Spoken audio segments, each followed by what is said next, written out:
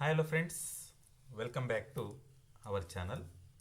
Dear teacher aspirants, as you know that this is very important concept for exam point of view. ಏನು phrase ಮತ್ತು class. ಏನು phrase ಅಂದ್ರೆ ಏನು, class ಅಂದ್ರೆ ಏನು? ಆಸ್ ಯು ನೋ ದಟ್ ನಿಮಗೆ already ಗೊತ್ತಿದೆ. ಆದರೂ ಕೂಡ ನಾನು ಸ್ವಲ್ಪ ಇದ್ರ ಬಗ್ಗೆ ತಿಳಿಸ್ಕೊಡೋ ಪ್ರಯತ್ನ ಮಾಡ್ತೀನಿ. ಯಾಕೆ ಅಂತ ಹೇಳಿದ್ರೆ ನಾವಿಲ್ಲಿ ತುಂಬ ಮಾರ್ಕ್ಸನ್ನು ಕಳ್ತಕ್ಕಂಥ ಏರಿಯಾ ಆಗುತ್ತೆ ಇದು. ಅರ್ಥಾಗ್ತಿದೆಯಾ? ನೋಡಿ, ಒಂದು ಸೆಂಟೆನ್ಸ್ ಅಂತ ಹೇಳಿದ್ರೆ ನಿಮಗೆ ಗೊತ್ತು. ಸೆಂಟೆನ್ಸ್ ಅಂತ ಹೇಳಿದ್ರೆ ಅಲ್ಲಿ ಸಬ್ಜೆಕ್ಟ್ ಇರುತ್ತೆ, ವರ್ಬ್ ಇರುತ್ತೆ, ಆಬ್ಜೆಕ್ಟ್ ಇರುತ್ತೆ. ಇದನ್ನು ಸೆಂಟೆನ್ಸ್ ಅಂತ ಕರಿತೀವಿ ಅಂತೇಳಿ. ಅಂದರೆ ಇದು 100% ಅಂತ ಹೇಳಿ. ಅರ್ಥ ಆಗ್ತಿದೆಯಾ? ಆದರೆ ಫ್ರೇಸ್ ಅಂತ ಹೇಳಿದ್ರೆ ಇದು 30% ಅರ್ಥವನ್ನು ಕೊಡುತ್ತೆ, ಗೊತ್ತಿರಲಿ. ಕ್ಲಾಸ್ ಅಂತ ಹೇಳಿದ್ರೆ 70% ಅರ್ಥವನ್ನು ಕೊಡುತ್ತೆ, ಇದು ಗೊತ್ತಿರಲಿ ನಿಮಗೆ. ಯಾಕೆ ಅಂತ ಹೇಳಿದ್ರೆ ಒಂದು ಸೆಂಟೆನ್ಸಲ್ಲಿ 70% ಅರ್ಥ ಕೊಟ್ಟರೆ ಕೆಲವೊಂದ್ಸಲಿ ಫುಲ್ಲು ಕೊಡುತ್ತೆ, ಆದರೆ ಅದು 70% ಮೀನಿಂಗನ್ನು ಮಾತ್ರ ನಾವು ಕನ್ಸಿಡರ್ ಮಾಡ್ತೀವಿ. 30% ಈ ಫ್ರೇಸಸ್ಸಿಂದ ತೊಗೊಳ್ತೀವಿ. ಸೊ ಟೋಟಲಾಗಿ 100 ನಮಗೆ ಪರ್ಸೆಂಟ್ ಬೇಕು ಅಂತ ಹೇಳಿದ್ರೆ ಈ ಕಾಂಬಿನೇಷನ್ ಇರಬೇಕು, ಫ್ರೇಸು ಮತ್ತು ಕ್ಲಾಸ್ದು. ಅದನ್ನು ನಾವೇನಂತ ಕರಿತೀವಿ, 100% ಅಂತ ಹೇಳಿ ಕರಿತೀವಿ. ನೋಡೋಣ ಇವಾಗ. A phrase is A group of words. Phrase ಅಂದರೆ ಏನಲ್ಲ, group of words that makes sense but does not contain both A subject and A finite verb. ನೋಡಿ, ಒಂದು ಫ್ರೇಸಲ್ಲಿ ಸಬ್ಜೆಕ್ಟ್ ಮತ್ತು ವರ್ಬ್ ಇರಲ್ಲ. ಸಬ್ಜೆಕ್ಟ್ ಮತ್ತು ವರ್ಬ್ ಇರಲ್ಲ ಅಂತ ಹೇಳಿದ್ರೆ ಅದನ್ನು ನಾವು ಸೆಂಟೆನ್ಸ್ ಅಂತ ಕರೆಯಲ್ಲ. ಏನಂತ ಕರಿತೀವಿ ಅಂತ ಹೇಳಿದ್ರೆ ಫ್ರೇಸ್ ಅಂತ ಕರಿತೀವಿ. ಏನಂತ ಕರಿತೀವಿ? ಫ್ರೇಸ್ ಅಂತ ಕರಿತೀವಿ. ಓಕೆ, ನೆಕ್ಸ್ಟು ಕ್ಲಾಸ್ ಬಗ್ಗೆ ತಿಳ್ಕೊಳ್ಳೋಣ. Clause is a group of words. Clause ಅಂದರೆ group of words containing both subject and a verb combination. Subject ಮತ್ತು ವರ್ಬ್ ಕಾಂಬಿನೇಷನ್ ಇರ್ತಕ್ಕಂಥದ್ದನ್ನು ನಾವೇನಂತ ಕರಿತೀವಿ? ನಾವು ಕ್ಲಾಸ್ ಅಂತ ಹೇಳಿ ಕರಿತೀವಿ. ಕ್ಲಾಸ್ ಅಂತ ಹೇಳಿದ್ರೆ ಸಬ್ಜೆಕ್ಟ್ ಮತ್ತು ವರ್ಬ್ ಇರ್ತಕ್ಕಂಥದ್ದು. ಇಲ್ಲಿ ಏನಾಗುತ್ತೆ ಗೊತ್ತಾ, ಈ ಕ್ಲಾಸಲ್ಲಿ ಮತ್ತು ಫ್ರೇಸಲ್ಲಿ, ಈ ಫ್ರೇಸಲ್ಲಿ ಏನಾಗುತ್ತೆ, ಕ್ಲಾಸಲ್ಲಿ ಏನಾಗುತ್ತೆ ಅಂತ ಹೇಳಿದ್ರೆ, ಈ ಫ್ರೇಸಲ್ಲಿ ನೋಡಿ ಗ್ರೂಪ್ ಆಫ್ ವರ್ಡ್ಸ್ ಇರುತ್ತೆ ವಿತೌಟ್ ಎ ಕಂಪ್ಲೀಟ್ ಸಬ್ಜೆಕ್ಟ್. ಅದು ಕಂಪ್ಲೀಟ್ ಸಬ್ಜೆಕ್ಟ್ ಇರಲ್ಲ, ಅಥವಾ ಒಂದು ಫೈನೈಟ್ ವರ್ಬ್ ಕಾಂಬಿನೇಷನ್ ಇರಲ್ಲ. ಅದನ್ನು ನಾವೇನಂತ ಕರಿತೀವಿ ಅಂತ ಹೇಳಿದ್ರೆ ಫ್ರೇಸ್ ಅಂತ ಹೇಳಿ ಕರಿತೀವಿ ಅಂತೇಳಿ ನಿಮಗೆ ಗೊತ್ತಿರಬೇಕು. ನೆಕ್ಸ್ಟು ಅದಾದಮೇಲೆ ಈ ಕ್ಲಾಸ್ ನೋಡಿ, ಕ್ಲಾಸಲ್ಲಿ ಕೂಡ ಸಬ್ಜೆಕ್ಟ್ ಮತ್ತು ವರ್ಬ್ ಇರುತ್ತೆ. ಅದು express full or partial proposition. ಅಂದರೆ ಇಲ್ಲಿ ಒಂದು 70% ಮೀನಿಂಗ್ ಕೊಡುತ್ತೆ ಅಂತ ಹೇಳಿದ್ನಲ್ಲ. ಕೆಲವೊಂದು ಸರಿ ಅದೇನಾಗುತ್ತೆ ಅಂತ ಹೇಳಿದ್ರೆ ಫುಲ್ಲು 100% ಮೀನಿಂಗನ್ನು ಕೊಡಬಾರ್ದು ಅಂತೇನಿಲ್ಲ. ಆದರೆ ಗೊತ್ತಿರಲಿ ನಿಮಗೆ, ಕ್ಲಾಸಸ್ಸಲ್ಲಿ ಸಬ್ಜೆಕ್ಟು ವರ್ಬ್ ಇರುತ್ತೆ, ಫ್ರೇಸಸ್ಸಲ್ಲಿ ಈ ಸಬ್ಜೆಕ್ಟ್ ವರ್ಬ್ ಇರಲ್ಲ ಅಂಥೇಳಿ ಫಸ್ಟ್ ನಿಮಗೆ ಗೊತ್ತಿರಲಿ. ಎಕ್ಸಾಂಪಲ್ ನೋಡಿ, ಇನ್ ದ ಗಾರ್ಡನ್. ಇಲ್ಲಿ ನೋಡಿ, ಇಲ್ಲಿ ಇನ್ ಅನ್ನೋದು ಪ್ರಿಪೋಸಿಷನ್ನು, ಇದು ಪ್ರಿಪೋಸಿಷನ್ ಫ್ರೇಸ್ ಇದು. ಇನ್ ದ ಗಾರ್ಡನ್ ಅರ್ಥ ಆಗ್ತಿದೆಯಾ? A beautiful girl after the lunch to win the match with great difficulty very slowly the man in the room. This is what. ಇವುಗಳನ್ನು ನಾವೇನಂತ ಕರಿತೀವಿ? ಫ್ರೇಸಸ್ ಅಂತ ಕರಿತೀವಿ.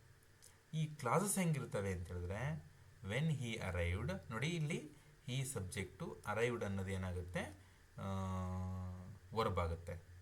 ಇಲ್ಲಿ ವೆನ್ ಅನ್ನೋದೇನು ಅಂತ ಹೇಳಿದ್ರೆ, ವೆನ್ ಯೂಸ್ ಮಾಡ್ಕೊಂಡು ನಾವೇನು ಮಾಡ್ತೀವಿ, ಇದನ್ನು ಕ್ಲಾಸಸ್ ಮಾಡ್ತೀವಿ. ಕ್ಲಾಸಸ್ ಅಂತ ಹೇಳಿದ್ರೆ 100% ಮೀನಿಂಗ್ ಕೊಟ್ಟರೆ ಓಕೆ, 100% ಮೀನಿಂಗ್ ಕೊಡಲಿಲ್ಲ ಅಂತ ಹೇಳಿದ್ರೆ ಹಿಂದೆ ಯಾವುದೋ ಒಂದು ಸೆಂಟೆನ್ಸ್ ಇದೆ ಅಂತೇಳಿ, ಅಂದರೆ ಇದು ಪಾರ್ಷಲ್ ಮೀನಿಂಗನ್ನು ಕೊಡ್ತಾ ಇರುತ್ತೆ ಅಂಥೇಳಿ ನಿಮಗೆ ಗೊತ್ತಿರಬೇಕು. ಪಾರ್ಷಲ್ ಮೀನಿಂಗನ್ನು ಕೊಡ್ತಾ ಇರುತ್ತೆ ಅಂಥೇಳಿ ಗೊತ್ತಿರಬೇಕು. ಸೊ ಅದಕ್ಕೆ ನಾನು ನಿಮಗೆ ಅದನ್ನು ಪಾರ್ಷಲ್ ಮೀನಿಂಗ್ ಅನ್ನೋದಕ್ಕಿಂತ 70% ಮೀನಿಂಗ್ ಕೊಡ್ತವೆ ಯಾವ ಕ್ಲಾಸಸ್ ಅಂತ ಹೇಳಿ ಹೇಳ್ಕೊಟ್ಟಿದ್ದೀನಿ. Next, because she was ill who leaves next door. ನೋಡಿ, ಇಷ್ಟು ಸೆಂಟೆನ್ಸ್ ನೋಡಿದಾಗ ನಮಗೆ ಗೊತ್ತಾಗುತ್ತೆ ಯಾವುದು ಫ್ರೇಸ್ ಯಾವುದು ಕ್ಲಾಸ್ ಅಂತೇಳಿ. ಓಕೆ, ಸೆಂಟೆನ್ಸಲ್ಲಿ ನೋಡೋದಾದರೆ ನೋಡಿ, ಇಲ್ಲಿ ನಾವು in sentences the children are playing in the garden. In the garden ಅನ್ನೋದು ಇಲ್ಲಿ ಏನಾಗುತ್ತೆ ಅಂತ ಹೇಳಿದ್ರೆ ಫ್ರೇಸ್ ಆಗುತ್ತೆ. ಅರ್ಥ ಆಗ್ತಿದೆಯಾ? ಫ್ರೇಸ್ ಇದು. I saw a beautiful girl.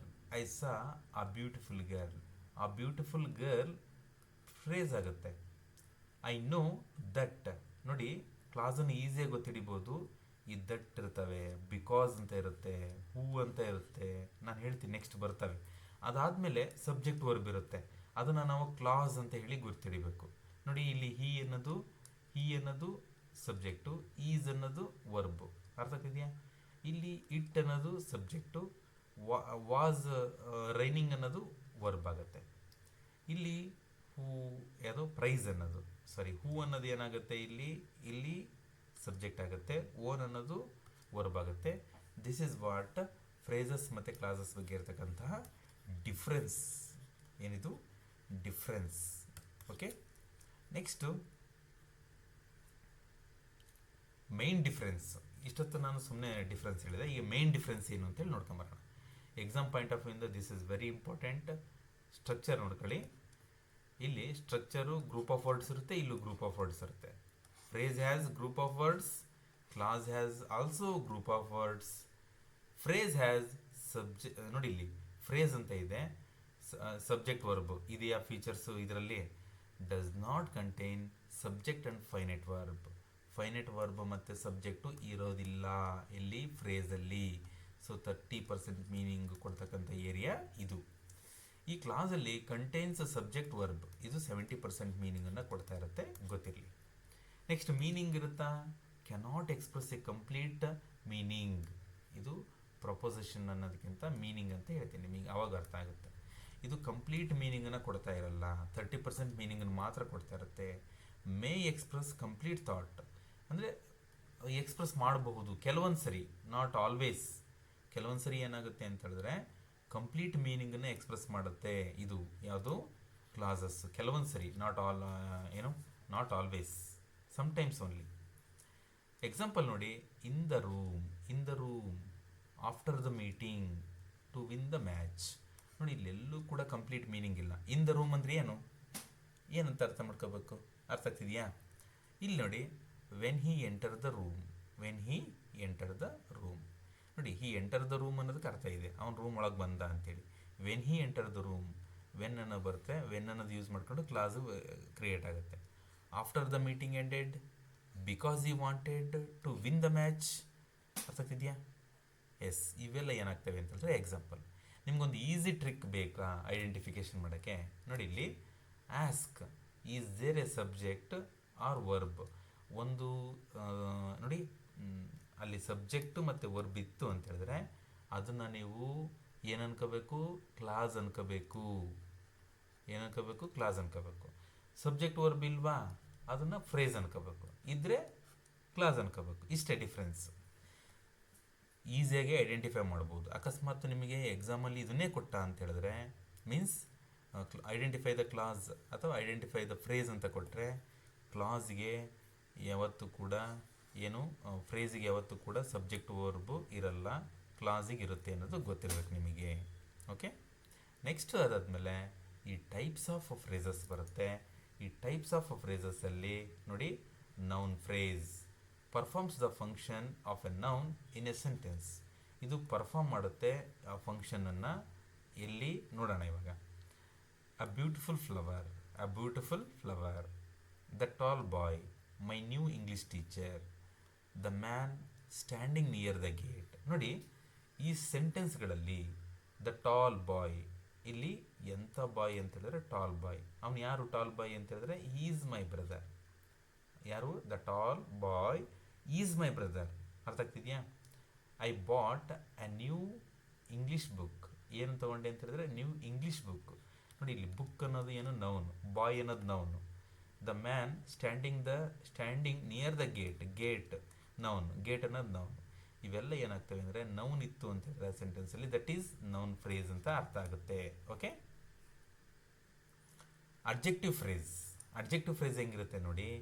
Full of Joy, very beautiful, extremely intelligent, rich in minerals. ನೋಡಿ, ಇಲ್ಲಿ the girl with long hair. ನೋಡಿ, ಲಾಂಗ್ ಅನ್ನೋದು ಅಡ್ಜೆಕ್ಟಿವ್ ಆಗುತ್ತೆ, ಹೇರ್ ಅನ್ನೋದು ನೌನ್ ಆಗುತ್ತೆ. ಎಂಥ ಹೇರ್ ಅಂದರೆ ಉದ್ದನೆಯ ಕೂದಲು. ಎಂಥ ಕೂದಲು? ಉದ್ದನೆಯ ಕೂದಲು ಅಂಥೇಳಿ. ಸೊ ಇದು ಅಡ್ಜೆಕ್ಟಿವ್ ಫ್ರೇಸ್ ಆಗುತ್ತೆ. ಗ್ರೇಟ್ ವಿಸ್ಡಮ್ ಅಂದರೆ ಬುದ್ಧಿವಂತಿಕೆ. ಎಂಥ ಬುದ್ಧಿವಂತಿಕೆ, ಎಂಥ ಬುದ್ಧಿಶಕ್ತಿ ಅಂತ ಹೇಳಿದ್ರೆ ಉತ್ತಮವಾದ ಬುದ್ಧಿಶಕ್ತಿ ಅಂತೇಳಿ. Rich in culture. ಕಲ್ಚರ್ ಅಂದರೆ ನಾವು ಎಂಥ ಕಲ್ಚರು, ಶ್ರೀಮಂತ ಕಲ್ಚರ್ ಅಂದರೆ ಒಂಥರ ಅತ್ಯದ್ಭುತವಾದ ಕಲ್ಚರ್ ಅಂತ ಅರ್ಥ ಬರುತ್ತೆ. ಓಕೆ, ಅರ್ಥ ಆಗ್ತಿದೆಯಲ್ವಾ? ಎಸ್. ನೆಕ್ಸ್ಟು ಅಡ್ವರ್ಬ್ ಫ್ರೇಸಸ್ ನೋಡಿದರೆ ನಾವು ಇಲ್ಲಿ ಅಡ್ವರ್ಬ್ ಫ್ರೇಸಸ್ ನೋಡಿದರೆ ಇಲ್ಲಿ ನೋಡಿ ಏನಾಗುತ್ತೆ ಅಂತ ಹೇಳಿದ್ರೆ very slowly, with A great care, in a Hari, at once ನೋಡಿ ಇಲ್ಲಿ ಈ ವಾಕ್ಡ್ ವೆರಿ ಸ್ಲೋಲಿ. ಹೆಂಗೆ ಓಡ್ತಾನೆ ಅಂತ ಹೇಳಿದ್ರೆ ತುಂಬ ನಿಧಾನ ಓಡ್ತಾನೆ, very slowly. She completed the work with great care at once. ಇಲ್ಲಿ ವಿತ್ ಕಾನ್ಫಿಡೆನ್ಸ್. ನೋಡಿ ಇವೆಲ್ಲ ಏನಾಗ್ತವೆ ಅಂತ ಹೇಳಿದ್ರೆ ಅಡ್ವರ್ಬ್ ಫ್ರೇಸಸ್ ಆಗ್ತವೆ. ನೆಕ್ಸ್ಟ್ ಪ್ರಪೋಸಿಷನಲ್ ಫ್ರೇಸಸ್ ಬರ್ತವೆ. ಈ ಪ್ರಪೋಸಿಷನಲ್ ಫ್ರೇಸಸ್ಸಲ್ಲಿ ನಾವೇನು ಮಾಡ್ತೀವಿ ಅಂತ ಹೇಳಿದ್ರೆ ನೋಡಿ in the room, on the table, under the tree, behind the house, with my friends. ಇವೆಲ್ಲ ಏನಾಗ್ತವೆ ಅಂತ ಹೇಳಿದ್ರೆ ಪ್ರಿಪೋಸಿಷನ್ ಆಗ್ತವೆ. ಈ ಪ್ರಿಪೋಸಿಷನ್ ಯೂಸ್ ಮಾಡ್ಕೊಂಡು ಅಲ್ಲಿ ಫ್ರೇಸ್ ಆಯಿತು ಅಂತ ಹೇಳಿದ್ರೆ that preposition we call it as prepositional phrases ಅಂತ ಕರಿತೀವಿ. On the table, the book is on the table, the children are playing under the tree, he went with his friends. ನೋಡಿ ಇವೆಲ್ಲ ಏನಪ್ಪ ಅಂತ ಹೇಳಿದ್ರೆ ಇಲ್ಲಿ ಪ್ರಿಪೋಸಿಷನಲ್ ಫ್ರೇಸಸ್ ಆಗ್ತವೆ. Next infinitive phrases ಕೂಡ ಬರುತ್ತೆ, ಜೆರಂಡ್ ಫ್ರೇಸಸ್ ಬರುತ್ತೆ. ನೋಡಿ ಇನ್ಫಿನಿಟಿವ್ ಫ್ರೇಸಸ್ಸಲ್ಲಿ ಇನ್ಫಿನಿಟಿವ್ ಅಂತ ಹೇಳಿದ್ರೆ 2+V1 ಇರುತ್ತೆ. ಅದು ನೋಡಿ to learn, to win, to attend, to learn English, to win, to help, to become. ಇವೆಲ್ಲ ಏನಾಗ್ತವೆ ಅಂತ ಹೇಳಿದ್ರೆ ಇವು ಇನ್ಫಿನಿಟಿವ್ ಫ್ರೇಸಸ್ ಆಗ್ತವೆ. I want to learn English, he worked hard to win the match, she went to Delhi to attend the meeting. ನೋಡಿ ಇವೆಲ್ಲ ಏನಪ್ಪ ಅಂತ ಹೇಳಿದ್ರೆ ಇನ್ಫಿನಿಟಿವ್ ಫ್ರೇಸಸ್ ಆಗ್ತವೆ. ಇವನ್ನೆಲ್ಲ ಬರೆದಿಟ್ಕೋಬೇಕು ಎಕ್ಸಾಮಿಗೆ. ಅರ್ಥ ಆಗ್ತಿದೆಯಾ? ಎಸ್. ನೆಕ್ಸ್ಟ್ ಜೆರಂಡ್ ಫ್ರೇಸ್ ಬರುತ್ತೆ. ಇದೇನಪ್ಪ ಅಂತ ಹೇಳಿದ್ರೆ ನಿಮಗೆ ಗೊತ್ತಿರುತ್ತೆ. ಜೆರಂಡ್ ಅಂತ ಹೇಳಿದ್ರೆ ಫಸ್ಟ್ ING ಫಾರ್ಮಿಂದ ಸ್ಟಾರ್ಟ್ ಆಗುತ್ತೆ, ING ಫಾರ್ಮಿಂದ ಎಂಡ್ ಆಗುತ್ತೆ. ಇದು ಗೊತ್ತಿರಬೇಕು. Swimming in the river, reading good books, playing cricket, helping the poor. ನೋಡಿ ದಾ ಪೂರ್ ಅಂತ ಬಂತು, ಇಲ್ಲೊಂದು ದಾ ಪೂರ್ ಅಂತ ಬಂದಿರೋದ್ರಿಂದ ಹೇಳ್ತಾ ಇದ್ದೀನಿ. ದಾ ಪೂರ್ ಅಂತ ಹೇಳಿದ್ರೆ ಬಡವರು ಅಂತೇಳಿ. ದ ರಿಚ್ ಅಂತ ಇದ್ರೆ ಶ್ರೀಮಂತರು ಅಂತೇಳಿ. ನಿಮ್ಗೆ ಗೊತ್ತಿರಬೇಕು. ದ ಹಾಕಿ ನಾವು ಆ ಒಂದು ಇದು ನಾವು ವರ್ಡ್ ಬರೆದ್ವಿ. ದ ಇಂಗ್ಲೀಷ್ ಅಂತ ಹೇಳಿದ್ರೆ ಬ್ರಿಟಿಷ್ನರು ಅಂತೇಳಿ, ಬ್ರಿಟಿಷರು. ದ ಕನ್ನಡ ಅಂತ ಹೇಳಿದ್ರೆ ಕನ್ನಡಿಗರು, ಗೊತ್ತಿರಬೇಕಿದು. Okay.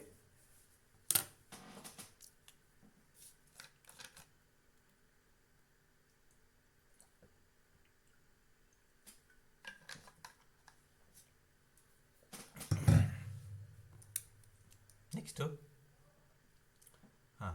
Reading good books, swimming in the river, playing cricket. ಇವೆಲ್ಲ ಏನಾಗ್ತವೆ ಅಂತ ಹೇಳಿದ್ರೆ ಇವುಗಳನ್ನು ನಾವು ಜೆರಂಡ್ ಫ್ರೇಸಸ್ ಅಂತೇಳಿ ಕರಿತೀವಿ. ನೆಕ್ಸ್ಟು ಮೇನ್ ಟೈಪ್ಸ್ ಆಫ್ ಕ್ಲಾಸಸ್ಸಲ್ಲೂ ಕೂಡ ಮೇನ್ ಟೈಪ್ಸ್ ಇದ್ದಾವೆ. Let us discuss one by one. Independent or main clause. ನೋಡಿ ಈ ಇಂಡೆಫಿನೆಟ್ ಅಥವಾ ಮೇನ್ ಕ್ಲಾಸಲ್ಲಿ ಏನು ಗೊತ್ತಾಗಬೇಕು ನಿಮಗೆ ಅಂತ ಹೇಳಿದ್ರೆ ಇಲ್ಲಿ indefinite class can stand alone. ಈ ಕ್ಲಾಸಸ್ಗಳು ಯಾವಾಗಲೂ ಕೂಡ ತನ್ನಷ್ಟಕ್ಕೆ ತಾವೇ ಅರ್ಥವನ್ನು ಪಡ್ಕೊಳ್ತವೆ ಅನ್ನೋದು ಗೊತ್ತಿರಬೇಕು. It has 70% meaning as a complete sentence and gives full meaning. ಇವು ಫುಲ್ ಮೀನಿಂಗನ್ನು ಕೊಡ್ತಾ ಇರ್ತವೆ. ಎಕ್ಸಾಂಪಲ್ ನೋಡಿ, he works hard, she is intelligent, I went to school, they won the match. ನೋಡಿ ಇಲ್ಲಿ ಕಂಬೈನ್ಡ್ ಎಕ್ಸಾಂಪಲ್ ಕೊಡೋದಾದರೆ ನಾವು ಒಂದು ಡಿಪೆಂಡೆಂಟ್ ಕ್ಲಾಸ್ ಆಗುತ್ತೆ, ಇನ್ನೊಂದು ಇಂಡಿಪೆಂಡೆಂಟ್ ಕ್ಲಾಸ್ ಆಗುತ್ತೆ. ನೋಡಿ ಹಿ ವರ್ಕ್ಸ್ ಹಾರ್ಡ್ ಅನ್ನೋದು ಏನು ನೋಡೋಣ, ಶಿ ಈಸ್ ಇಂಟೆಲಿಜೆಂಟ್ ಅನ್ನೋದು ಏನು ನೋಡೋಣ. ಇಲ್ಲಿ ಹಿ ಕಂಟಿನ್ಯೂಡ್ ಅಂತ ಇದೆ ನೋಡಿ. ಆಲ್ದೋ ಹಿ ವಾಸ್ ಟಯರ್ಡ್, ಅವನು ಟಯರ್ಡ್ ಆಗಿದ್ರೂ ಕೂಡ ಹಿ ಕಂಟಿನ್ಯೂಡ್ ವರ್ಕಿಂಗ್, ಅವನು ವರ್ಕ್ ಮಾಡ್ತಾ ಇದ್ದಾನೆ. ನೋಡಿ ಆಲ್ದೋ ಹಿ ಈಸ್ ವರ್ಕಿಂಗ್ ಅನ್ನೋದು ಡಿಪೆಂಡೆಂಟ್ ಕ್ಲಾಸ್. ಇದಕ್ಕೆ ಇನ್ನೊಂದು ಬೇಕು. ಅವನು ಆಲ್ದೋ ಹಿ ಈಸ್ ಟಯರ್ಡ್, ಅವನು ಟಯರ್ಡ್ ಆಗಿದ್ರೂ ಕೂಡ ಏನು ಮಾಡ್ತಾನೆ, ಈ continued his work. So independent clause. So ಕ್ಲಾಸಸ್ಸಲ್ಲಿ ಮತ್ತೆ ನಿಮಗೆ ಎರಡು ಬರ್ತವೆ, ಒಂದು ಡಿಪೆಂಡೆಂಟ್ ಕ್ಲಾಸು, ಇನ್ನೊಂದು ಇಂಡಿಪೆಂಡೆಂಟ್ ಕ್ಲಾಸ್ ಅಂತ ಹೇಳಿ. Let us discuss one by one with examples. Okay, ಈ ಡಿಪೆಂಡೆಂಟ್ ಕ್ಲಾಸ್ ಅಥವಾ ಸಬಾರ್ಡಿನೇಟ್ ಕ್ಲಾಸ್ ಅಂತ ಹೇಳಿ ಕರಿತೀವಿ ಇದನ್ನು ನಾವು. ಡಿಪೆಂಡೆಂಟ್ ಕ್ಲಾಸ್ ಅಥವಾ ಸಬಾರ್ಡಿನೇಟ್ ಕ್ಲಾಸ್ ಅಂತ ಕರಿತೀವಿ. It contains subject verb but cannot stand alone. ನೋಡಿ, ಡಿಪೆಂಡೆಂಟ್ ಕ್ಲಾಸ್ಗಳು ಸಬ್ಜೆಕ್ಟ್ ವರ್ಬನ್ನ ಹೊಂದಿರ್ತವೆ, ಆದರೆ ಇವು ಸ್ವಂತ ನಾವು ಅದನ್ನು ಬಳಸಕ್ಕೆ ಬರಲ್ಲ. ಯಾಕೆ ಅಂತ ಹೇಳಿ ನೋಡ್ರಿ. Because he was ill. ನೋಡಿ, when the teacher arrived, although she was tired, who leaves next door, if you work hard. ಇಷ್ಟು ಬಂತಲ್ವಾ. ಇಲ್ಲಿ ನೋಡೋಣ ಇವಾಗ ಒಂದು example. I stayed at home because I was ill. Because I was ill ಏನು, ನನಗೆ ಆರಾಮಿಲ್ಲದೆ ಇದ್ದಿದ್ದರಿಂದ ಅಂತ. ಏನು ಆರಾಮಿಲ್ಲದೆ ಇದ್ದಿದ್ದರಿಂದ ಏನು, ನಾನು ಮನೇಲೇ ಇದ್ದೆ. ಅರ್ಥ ಆಗ್ತಿದೆಯಾ? ಈ ರೀತಿ ಅರ್ಥವನ್ನು ಪಡ್ಕೊಳ್ತವೆ. So I stayed at the home ಅನ್ನೋದು ಇಂಡಿಪೆಂಡೆಂಟ್ ಕ್ಲಾಸ್. ಇದಕ್ಕೆ ಅರ್ಥ ಇದೆ. ಐ ಸ್ಟೇಡ್ ಅಟ್ ಹೋಮ್ ಅಂದರೆ ನಾನು ಮನೇಲಿದ್ದೆ. ಯಾಕೆ ಮನೇಲಿದ್ದೆ ಅಂತ ಹೇಳಿದ್ರೆ ಬಿಕಾಸ್ ಐ ವಾಸ್ ಇಲ್, ನನಗೆ ಆರಾಮಿಲ್ಲದೆ ಇದ್ದಿದ್ದರಿಂದ. ಇದು ಡಿಪೆಂಡೆಂಟ್ ಕ್ಲಾಸ್ ಆಗುತ್ತೆ. ಡಿಪೆಂಡೆಂಟ್ ಕ್ಲಾಸನ್ನು ಈಸಿಯಾಗಿ ಗೊತ್ತಿಡಿಬೋದು. ಈ ಬಿಕಾಸು, ವೆನ್ನು, ಆಲ್ದು, ಹೂ, ಇಫು ಈ ಥರ ವರ್ಡ್ಸ್ಗಳು ಬಂದಿರ್ತವೆ. ಅದಾದಮೇಲೆ ಬಂದಿರತಕ್ಕಂಥದ್ದನ್ನು ನಾವು ಏನಂತ ಕರಿತೀವಿ, ಡಿಪೆಂಡೆಂಟ್ ಕ್ಲಾಸ್ ಅಂತ ಹೇಳಿ ಕರಿತೀವಿ. Types of subordinate class. ಈ ಟೈಪ್ಸ್ ಆಫ್ ಸಬಾರ್ಡಿನೇಟ್ ಕ್ಲಾಸಲ್ಲಿ ನೌನ್ ಕ್ಲಾಸ್ ಇದೆ, ಅಂದರೆ ಡಿಪೆಂಡೆಂಟ್ ಕ್ಲಾಸ್ ಅಂತೇಳಿ. ಡಿಪೆಂಡೆಂಟ್ ಅಂದರೆ ಸಬಾರ್ಡಿನೇಟ್ ಅಂತೇಳಿ. ಡಿಪೆಂಡೆಂಟ್ ಕ್ಲಾಸಸ್ಸಲ್ಲಿ ಮತ್ತೆ ನೌನ್ ಕ್ಲಾಸ್ ಬರುತ್ತೆ. ನೌನ್ ಕ್ಲಾಸಿಗೆ that, ವಾಟು, whom, where, whether, then, if, why, where, how, when ಇವುಗಳನ್ನೆಲ್ಲ ನಾವು ಯೂಸ್ ಮಾಡ್ತೀವಿ while we constructing the sentence. I know that he is honest. Honest ಅನ್ನೋದು ನೌನ್ ಕ್ಲಾಸ್ ಇಲ್ಲಿ. what he said is true. I don't know where he lives. Where ಅಂತ ಇದೆ, what ಅಂತ ಇದೆ, Y ಅಂತ ಇದೆ, ಹೂ ಎವರ್ ಅಂತ ಇದೆ. ನೋಡಿ, ಇವೆಲ್ಲ ಏನಾಗ್ತವೆ ಅಂತ ಹೇಳಿದ್ರೆ ಇಲ್ಲಿ ನೌನ್ ಕ್ಲಾಸ್ ಆಗ್ತವೆ. Identify the trick. ಏನಪ್ಪ ಟ್ರಿಕ್ ಅಂದರೆ replace the clause with something or someone. ನೋಡಿ, ಸಮಥಿಂಗ್ ಅಂತ ಬಂದಾಗ I know that he is honest. I know ಅನ್ನೋದು something. Therefore it is a noun clause. ಇಲ್ಲಿ ಏನಾಗುತ್ತೆ, ಯಾವುದು ನೌನ್ ಕ್ಲಾಸ್ ಅಂತ ಹೇಳಿದ್ರೆ ಐ ನೋ ಅನ್ನೋದು ನೌನ್ ಕ್ಲಾಸ್ ಆಗುತ್ತೆ. ಯಾಕೆ ಅಂತ ಹೇಳಿದ್ರೆ it shows something, therefore it becomes noun clause ಆಗುತ್ತೆ. ನೆಕ್ಸ್ಟು ಈ ಅಡ್ಜೆಕ್ಟಿವ್ ಕ್ಲಾಸ್ ಅಥವಾ ರಿಲೇಟಿವ್ ಕ್ಲಾಸ್ ಅಂತ ಹೇಳಿ ಕರಿತೀವಿ. ಇಲ್ಲಿ it describes or qualifies a noun or pronoun. ಇದು ಡಿಸ್ಕ್ರೈಬ್ ಮಾಡುತ್ತೆ ಅಥವಾ ಕ್ವಾಲಿಫೈ ಮಾಡುತ್ತೆ ನೌನ್ ಅಥವಾ ಪ್ರೊನೌನನ್ನು. ಗೊತ್ತಿದೆ ಅಡ್ಜೆಕ್ಟಿವ್ ಅಂತೇಳಿ. Who, whom, whose, which, that, where, when ಅಂತೇಳಿ. The boy who won the prize is my friend. ಯಾರು ಪ್ರೈಸನ್ನು ವಿನ್ ಆದರೂ ಅವನೇ ನನ್ನ ಫ್ರೆಂಡು. ಅರ್ಥ ಆಗ್ತಿದೆಯಾ? ನಿನ್ನ ಫ್ರೆಂಡ್ ಯಾರು? ನನ್ನ ಫ್ರೆಂಡ್ ಯಾರು ಗೊತ್ತಾ?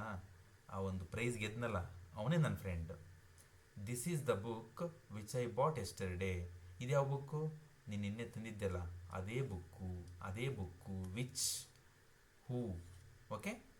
The girl whose father is doctor is my classmate. ಆ ಹುಡುಗಿ ಯಾರು ಗೊತ್ತಾ? ಅವ್ರ ಅಪ್ಪಾಜಿ ಡಾಕ್ಟರ್ ಇದಾರಲ್ಲ, ಅವಳೇ ನನ್ನ classmate. I visited the place where Gandhi was born. ನಾನು ಒಂದು ಪ್ಲೇಸ್ನ ವಿಸಿಟ್ ಮಾಡಿದೆ. ಯಾವ ಪ್ಲೇಸ್ ಗೊತ್ತಾ? ಅದು ಗಾಂಧೀಜಿ ಹುಟ್ಟಿದಂಥ place. Where, whose. I remembered the day when we first met. ನಿನಗೆ ಗೊತ್ತಾ ಈ ಜಾಗ ಯಾವುದು ಅಂಥೇಳಿ? ನಾವು ಭೇಟಿಯಾಗಿದ್ವಲ್ಲ, ಅದೇ ಜಾಗ ಇದು ಅಂಥೇಳಿ. ಎಸ್, ಈ ರೀತಿ ಇರುತ್ತೆ.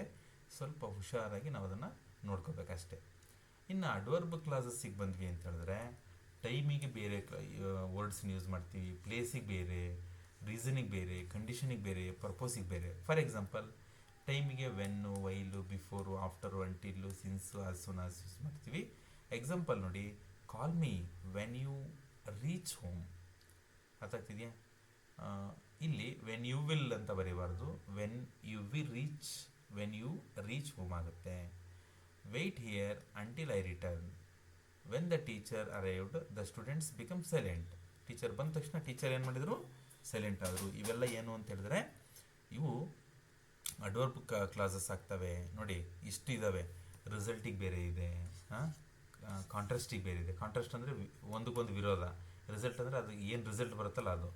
ಎಲ್ಲದೂ ಒಂದೊಂದು ಎರಡೆರಡು ಎಕ್ಸಾಂಪಲ್ ಹೇಳ್ತೀನಿ. ಪ್ಲೇಸಿಗೆ ನೋಡಿ, ಸ್ಟೇ ವೇರ್ ಯು ಆರ್. ನೀ ಎಲ್ಲಿದೆಯೋ ಅಲ್ಲೇ ಇರು. Stay where you R.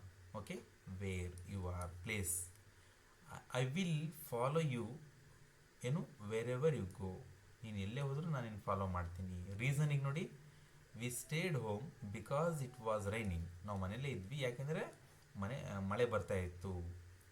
Since he was ಇಲ್ he did not attend school. ಅವನು ಸ್ಕೂಲಿಗೆ ಬಂದಿಲ್ಲ ಯಾಕೆಂದರೆ ಅವನು ಆರಾಮಿಲ್ಲದೆ ಇರೋದ್ರಿಂದ.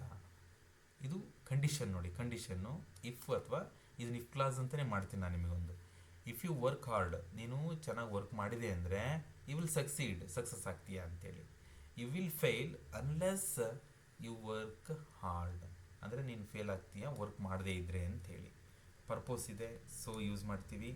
ಹಿ works hard so that he can succeed. ನೋಡಿ, ಅರ್ಥ ಆಗ್ತಿದೆಯಾ? He saved money in order that he might buy a car. ಅವನು ದುಡ್ಡನ್ನು ಸೇವ್ ಮಾಡಿದ್ದ ಯಾಕೆಂದರೆ ಕಾರ್ ತಗೊಳೋಕ್ಕೋಸ್ಕರ. ಅರ್ಥ ಆಗ್ತಿದೆಯಾ? ರಿಸಲ್ಟ್ ನೋಡಿ, ಸೊ ದಟ್ ಸಚ್ ದಟ್ ಅಂತ ಇದೆ. He was so tired that he could not walk. ಅವನು ತುಂಬ ಟಯರ್ಡ್ ಆಗಿದ್ದಾನೆ, ಅದಕ್ಕೆ ವಾಕ್ ಮಾಡೋಕ್ಕಾಗ್ತಾ ಇಲ್ಲ. He is such a good teacher that everyone likes him. ಅವನು ಒಳ್ಳೆ ಟೀಚರು, ಅದಕ್ಕೆ ಅವನನ್ನು ಎಲ್ಲರೂ ಲೈಕ್ ಮಾಡ್ತಾರೆ.